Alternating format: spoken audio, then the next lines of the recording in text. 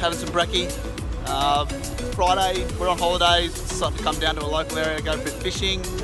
I've got my wife Amie with me this morning. Naturally, she's taking care of me. We're going to be chasing, I suppose, mango jack. We're going to look for some salmon. It's a pretty productive creek for things like barramundi. Obviously, it's closed season here in Queensland at the moment, so if we see any of those, they're going to go back in the water. Might get a quick happy snap, but the most important thing is that we release those nice and healthy. It's going to be a warm day, big tide, there's a lot of water here already, but we're fishing most of the run out this morning, so I think our key bite period will be that first couple hours of the run out. We'll see how we go. Give it a crack and hopefully we catch some fish.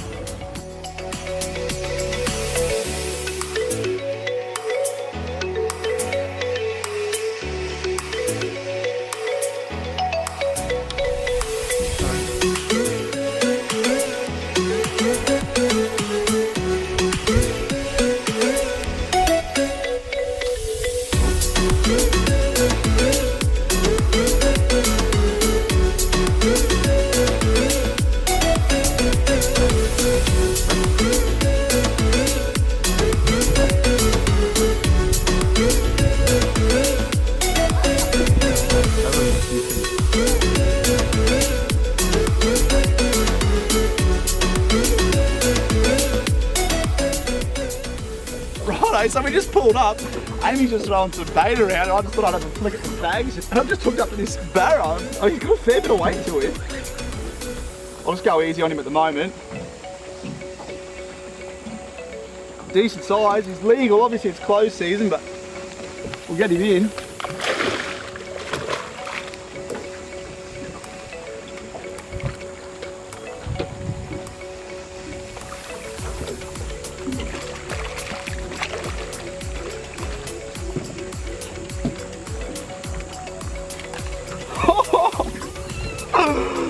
Wow!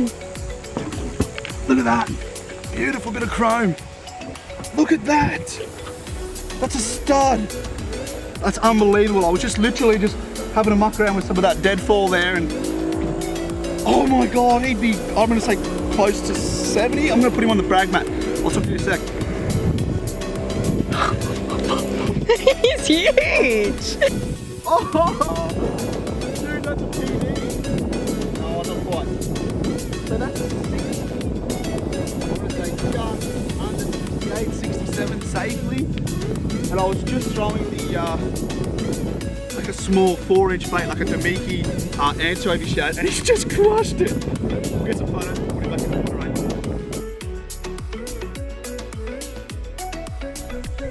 Alright, had his time, we're going to put him back now.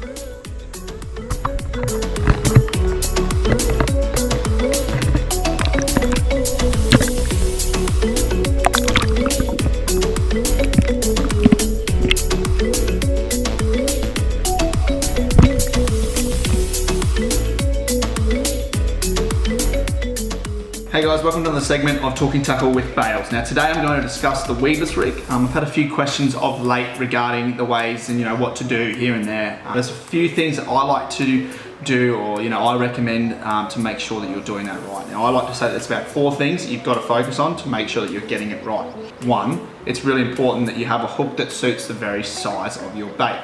You are not going to have a small hook when you're using a relatively bigger bait. Now I have about a 4.5-inch bait here, and I've got about I think it's a 5.0 Gamakatsu weedless hook here.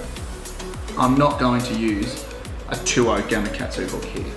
There's no room, there's no space, it just cannot, and it affects the swim of the bait. So what I'm going to do is make sure that I've always got the right sized hook. Now before you start anything else from there, make sure that you've got your bait, you've got your hook, and you're in a nice, relatively safe position. Now the second thing to do is to remember that with your bait, you're going to come in from the very center of the bait and down. Now you're going to come down, I've come down about that far, the reason being, it's the same distance as this section along here. When we feed that hook through the front and the nose of the bait and give it a bit of a twist, you'll notice that it's exactly the same length. Reason being, if it's pulling or if it's snubbed, it's going to affect the swim of your bait. The third thing is to make sure that you enter the bait from the bottom again, but making sure you're doing that lined up all correctly. You don't want to have your bait flexing because it's too shallow, or likewise being stretched too hard. You've got to make sure that that's done all correctly. I like to use my thumb to indicate where I'm going to do it.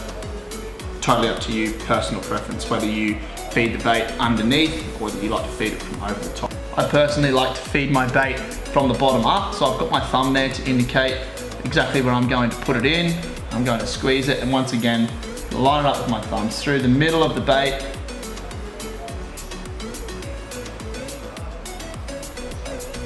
And I'm going to bring it up and feed it through there in the center of the bait. Now I'm lucky with this style of bait as it's got a little recess there for the hook to sit in. It's exactly what we want with this weedless method, and it's really important to make sure you get that right.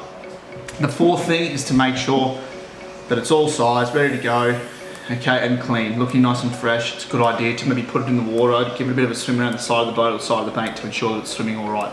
You want that tail moving unobstructed. You want that hook in the middle of your bait, and most importantly, you want that weedless ability. What we want is the bait to be able to bump and bind all over those trees and rocks and all that sort of stuff, but the moment a fish hits it, that's exactly what we want. We want that hook exposed. So remember those four things, all right? One, making sure you've got the right hook size. Two, you're going in and down through the center of the bait the same distance as that front part of your hook. Three, ensuring you've got it lined up all nice and square. And four, guys, ensuring that it's swimming correctly and that you're not going to get any marks there. I hope you've enjoyed this segment of Talking Tackle with Bales. It's a really popular style of fishing and has become really common amongst a lot of fisheries here in Australia. Thanks for watching Tight Lines, and I hope we get to see you out in the water again soon.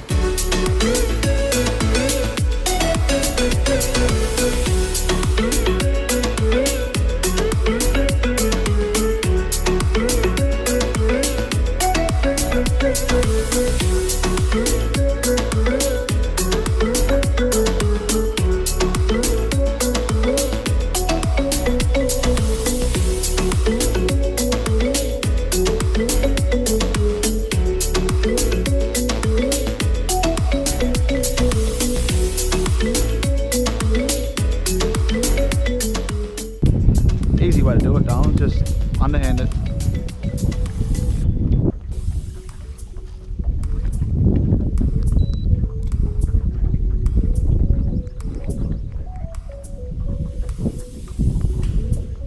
Oh yes, yes, nice fish. Oh yes, nice fish. Boy, oh my God. I want to say Jack. Oh. Daz. No, G. Little Trev. Thump. Fucking Mozzies. Right, so the tide's just turned. We've come to a little section here. We just want to fish some deadfall and some timber as the tide runs out. About first cast, hooked up to this little trevally here. A bit of bycatch, but geez, they know how to go hard. Ooh. Little Trev. Now these guys obviously become a lot bigger than this. I would nearly say probably 10 to 12 times this size. They obviously live offshore and they are one of the world's, I suppose, premier sports fish. Not necessarily the best for the table, but geez, they know how to go hard. We'll get his hook out and we'll keep fishing. Let's have one more at it. See if we can twang it off, see if we can...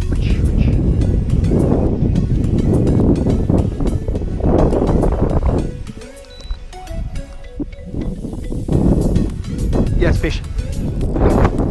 Nice fish. Cod.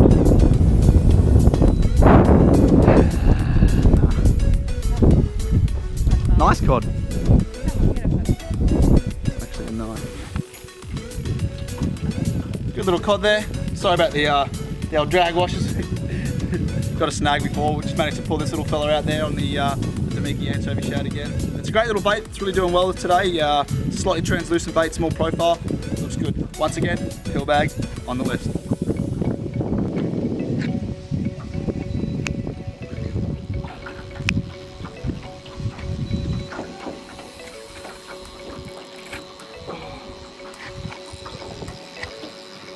Yeah, solid tread. And I think I foul hooked him. Yeah, I did. That's why I went so hard. Wow. Just foul hooked this trevally. Oh, scared the living daylights out of me. Just hooked up. Oh, you know what it is? Hooked up again. I wonder what we got here. Oh. Oh. Another catfish. You can hear it under the water.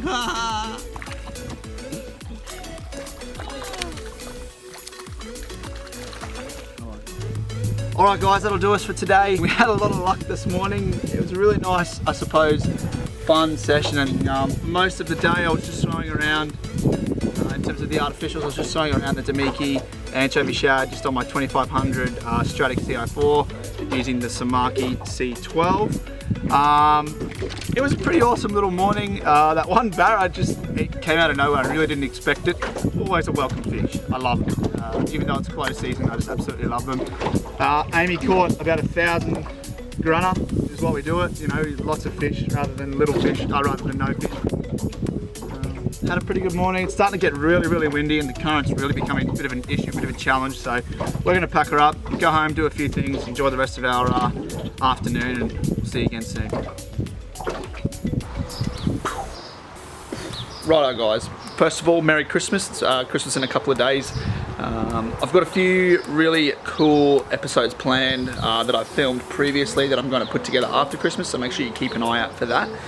Once again, thanks for watching, really appreciate it as always. Keep in contact with things like Instagram, things like Facebook, things like YouTube. I'm constantly posting on there to make sure that you guys are the most well informed as you possibly could be. It's really nice weather here at the moment, as you can see. It's bright sunshine. Not a lot of cloud cover at the moment. There is a little bit of wind, so it's not too bad in the end, I suppose. As always, thanks for watching. Don't do drugs, do your homework, be good to your mum. Dales.